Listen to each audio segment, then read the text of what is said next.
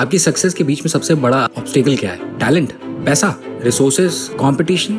असली रुकावट है ना आपके दिमाग में, आपका माइंडसेट। वही है सबसे बड़ी जड़, सबसे बड़ी मुसीबत। और अगर उस पे काबू पा लिया तो बस कर हर मैदान फतेह। बिना किसी देरी के साथ शुरू करते हैं वीडियो। तो mindset shift number 1, I am not ready to I learn as I go. बहुत सारे लोग आगे बढ़ के अपनी क्रिएटिविटी में एक परफेक्शनिज्म के पैरालिसिस में ही फंसे रहते हैं। उनको लगता है कि जब तक ना मैं बहुत परफेक्ट तरीके का आर्ट नहीं बना लूंगा, बहुत परफेक्ट तरीके की स्क्रिप्ट नहीं लिख लूंगा, बहुत परफेक्ट तरीके का सीन शूट नहीं कर लूंगा, तब तक मैं आगे नहीं बढ़ूंगा। और कुछ होता ही नहीं, क्योंकि वो आगे बढ़ते ही नहीं है। वो इसी धड़ल्ले में पड़े रह जाते हैं कि जब तक परफेक्ट नहीं होगा ना, तब तक हम कुछ आगे क्रिएट नहीं करेंगे।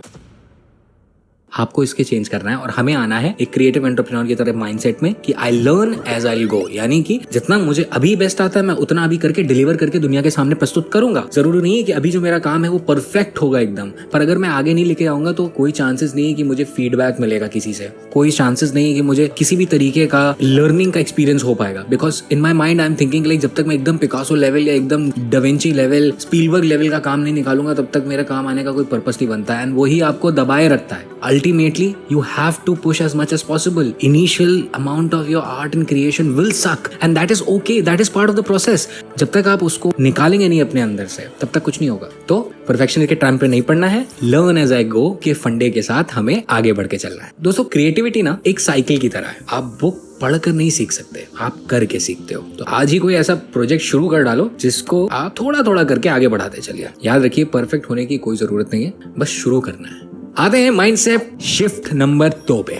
आई नीड इंस्पिरेशन से आई क्रिएट इंस्पिरेशन पे आना है। असली बात है कि इंस्पिरेशन आपके अंदर से आती है। आपको कोई चीज मोटिवेट करती है तो आप क्रिएट करते हो। लेकिन अमूमन लोग इंतजार में ही वक्त जाया कर देते हैं, बिकॉज वो इंतजार कर रहे होते हैं कि कुछ स्पेशल तरीके का मोटिवेशन अंदर से आएगा। वो अपने अंदर उनके कोई मीटर या बटन लगाए जिसको वो बीस्ट मोड करके ऑन करेंगे और बिल्कुल ड्रैगन बॉल जी वाले फायर इफेक्ट के साथ चले जाएंगे काम पे और एकदम धमाका मचा देंगे।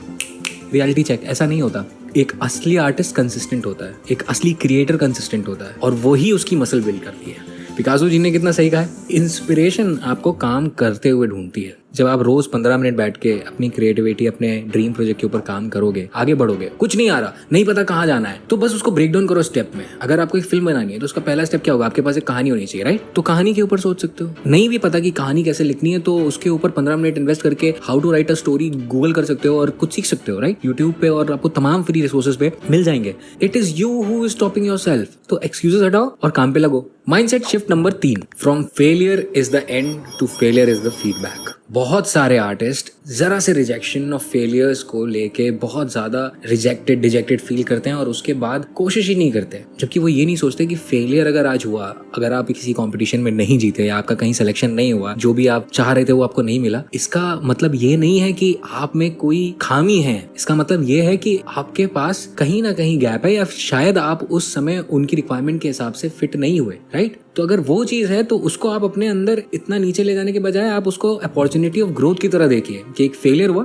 ओके, मैं इससे क्या सीख सकता हूँ। शायद मैंने जो कपड़े पहने थे वहां पे वो ठीक नहीं थे, शायद मेरी बोलने का स्टाइल ठीक नहीं था। अगर आप इस माइंडसेट के साथ, ग्रोथ माइंडसेट के साथ जाओगे, तो आपसे ज्यादा आगे कोई निकल ही नहीं पाएगा, क्योंकि आप इतनी तेजी से इंप्रूव कर रहे होगे। आप 100 जगह अप्लाई करोगे, आपको 10 जगह बुलाया जाएगा, आप 90 जगह रिजेक्ट होगे, पर हर जगह रिजेक्ट होने के बाद अगर आप आपको स्कोर दो कि मैं टाइम से पहुंचा, मैंने चीजें अपनी पूरी प्रिपेयर की हुई थी, मैंने प्रेजेंटेशन में कोई कमी तो नहीं रखी, कॉन्फिडेंट था, बट लोग इन माइन्यूट डिटेल्स पे ध्यान नहीं देते। मेरे साथ ऐसा बहुत बार हुआ है। ऑडिशंस जाते हैं, हजारों ऑडिशंस दिए होंगे, 99% में कोई कॉल बैक नहीं आता, पता ही नहीं चलता। लेकिन मैं एक पूरा ट्रैक रिकॉर्ड बनाता था। मेरे पास एक खुद का डेटा है कि मैं हर दिन कितने ऑडिशन देने जाऊंगा मुंबई में, और जहां पे मिला, और उसके बाद देने के बाद मैंने क्या महसूस किया कि मैंने स्क्रिप्ट में कोई फंबल किया तो मैं आके उसको दोबारा प्रैक्टिस करता था।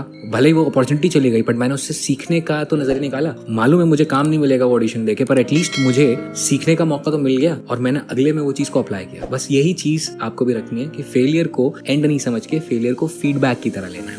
Mindset shift number 4, I am competing वाले फिनोमिना को हटा के आई एम कंट्रीब्यूटिंग वाले फिनोमिना पे आना है। अब हम बात करेंगे बहुत ही इंपॉर्टेंट माइंडसेट शिफ्ट की। कंपटीशन से कंट्रीब्यूशन पे आना है। क्रिएटिविटी में ना अबंडेंस माइंडसेट वाले लोगों की जरूरत है। वो नहीं जो सिर्फ मेरे को मिल जाए, मैं ले लूं, मैं नोच लूं, मैं कमा लूं, मेरे ही को पास फायदा है। आर्टिस्ट ना खुले दिल से बहाता है, लो मुझसे लो। वो टेकर्स नहीं होते, वो गिवर्स होते हैं। किसी ने बहुत अच्छी बात मुझसे कही थी कि एक आर्टिस्ट ना आम लोगों के मुकाबले ऊपर होता है। मैं किसी भी 9 to 5 या किसी भी इंसान का जिस भी विधा में इंटरेस्ट है, चाहे वो टीचर हो, चाहे वो गवर्नमेंट सर्वेंट बनना चाहता हो, कुछ भी हो, मैं किसी को डिसरिस्पेक्ट नहीं कर रहा, बट जो बात कही थी उस शख्स ने, वो बात जहन में इसलिए आ गई कि एक आर्टिस्ट के पास ये एक स्पेशल पावर होती है, एक स्पेशल शक्ति होती है कि वो दूसरों का गम दुख सब कुछ खत्म कर सकता है कुछ टाइम के लिए। लोग सिनेमा जाते हैं देखने के लिए, लोग संगीत सुनने जाते हैं, लोग लाइव कॉन्सर्ट में जाते हैं, उस समय वो सब कुछ भूल चुके होते हैं। उस समय वो मेरी सैलरी आई कि नहीं, वो HR वाली बंदी ने क्या कहा था, या मेरे पड़ोसी के साथ क्या मैटर है, मेरा बॉयफ्रेंड क्या कह रहा है, गर्लफ्रेंड क्या, वो सब चीज़ों से ना वो अपने घर के कलेश और दुखदारी दुनिया से दूर होके आर्ट में समाते हैं। तो ये हमारी बहुत बड़ी रिस्पॉन्सिबिलिटी बन जाती है एज एन आर्टिस्ट, जो किसी भी विधा में हो, चाहे फिल्म मेकर हो, चाहे डिजाइनर हो, चाहे आप वॉइस ओवर आर्टिस्ट हो, राइटर हो, आपके पास एक बहुत बड़ी जिम्मेदारी और आपके पास एक बहुत बड़ी शक्ति है। मुझे बहुत गर्व महसूस होता है जब मैं देखता हूँ लोग रीच आउट करते हैं। कुकू FM पे मैं वॉइस डब करता हूँ और शोज हम प्रोड्यूस करते हैं उनके लिए। 200 से ज्यादा शोज हमने प्रोड्यूस किए हैं पिछले 2 साल में। तो रैंडमली कोई भी बच्चा जो कभी बुक नहीं पढ़ा, वो मेरा ऑडियो शो सुन के या ऑडियो बुक की समरी सुन के इतना इंस्पायर हो गया कि उसने इंस्टाग्राम पे मुझे रीच आउट किया और थैंक यू कहा कि सर मैं कभी कोई किताब पढ़ ही नहीं पाता था, मन ही नहीं लगता था, बट आपकी आवाज सुन के कुछ ऐसा हुआ कि मैं रोक ही नहीं पाया खुद को और वो सुनता गया। तो वो मेरे लिए इतना प्राउड वाली फीलिंग, इतना अच्छा था कि सोचो हमारा काम कितने लोगों को किसी भी वे में इंस्पायर कर सकता है और मोटिवेट कर सकता है और कितना अच्छा महसूस करा सकता है। तो कंट्रीब्यूशन करना है, अबंडेंस के माइंडसेट के साथ आगे बढ़ना है। क्रिएटिविटी ना कोई कंपटीशन नहीं है, कंट्रीब्यूशन का गेम है। किसी दूसरी फील्ड के क्रिएटिव के साथ हम कोलैबोरेट कर सकते हैं। कितने सारे आर्ट फॉर्म साथ में सबमर्ज करके नए मार्केट्स बना रहे हैं और क्रिएटिविटी को एक्सप्रेस करने का कारण बन रहे हैं। सो इसी तरीके से सोच के चलना है। अब आते हैं आखिरी माइंडसेट शिफ्ट पे, जो कि सबसे महत्वपूर्ण भी है। हम इस धारणा में बने रहते हैं करना तो हमें बहुत कुछ है यार देवांग, मैं तो ये भी करना चाहता हूँ, मैं वो भी करना चाहता हूँ, मैं म्यूजिक वीडियो भी बनानी चाहती हूँ अपनी, मैं ये भी लिखना चाहता हूँ, लेकिन मेरे पास टाइम नहीं है ना। टाइम सबके पास वही 24 घंटे का है, आपको टाइम बनाना पड़ता है। टाइम आके कोई देगा नहीं, पर उसके आपको कोई एक्स्ट्रा 3 घंटे आपके दिन में ऐड नहीं हो जाएंगे। Brownie points, you are good boy, Santa Claus ने 3 घंटे और जोड़ दिए। Come out of it, you have to prioritise, simple is that. अगर आपके लिए वो चीज वाकई इंपॉर्टेंट है तो आप दिन के 15-20 मिनट तो निकाल सकते हो। मुझे अगर बुक पढ़नी है, कवर करना है, मेरे पास टाइम नहीं है, मुझे अर्जेंट जाना है, तो मैं कम्यूट के टाइम पे वो बुक ऑडियो सुनूंगा, या मुझे अपनी लर्निंग वाला टास्क कंप्लीट करना है। सब कहते हैं हमारे पास टाइम नहीं, लेकिन सच में टाइम निकाला जाता है। अगर आपको वो चीज इंपॉर्टेंट लगती है तो है, तो टाइम बनाओ दोस्तों। टाइम का वेट मत करो, कोई परफेक्ट टाइम आएगा नहीं। आपको हर वीडियो के साथ हमारे काम में भी इंप्रूवमेंट दिखेगा, हमारे ढांचे, नजरिए, हमारे बोल चाल, हर एक चीज में इंप्रूवमेंट दिखेगा, because we are following each of these what we have just told you. I follow and live by all of these philosophies that I have just spoken about. So basically सबसे पहला mindset shift जो हमें करना है कि ना ready होने से, परफेक्शनिज्म के चक्कर में पड़े रहने से, I learn as I go. Second mindset shift, I need inspiration से आई क्रिएट इंस्पिरेशन पे आना है। From failure is the end से फेलियर इज फीडबैक की धारणा लेके चलना है। उसके बाद कंट्रीब्यूशन, दिल, प्रेम, प्यार, संबंध सबके साथ आगे बढ़ने की जज्बे के साथ आगे लेके चलना है। और finally I don't have time से लेके I make my own time. Time को कैसे मैनेज करना है क्रिएटिव प्रोफेशनल के तौर पे, इस पे मैं डिटेल वीडियो बना के आपको दिखाऊंगा। मेरा सिस्टम क्या है टाइम को बेस्ट तरीके से मैनेज करने का। Let me know in the comments below कि कौन सा माइंडसेट शिफ्ट आपको सबसे ज्यादा सही लगा। मिलेंगे अगली वीडियो में, तब तक आप सब मचाते रहो।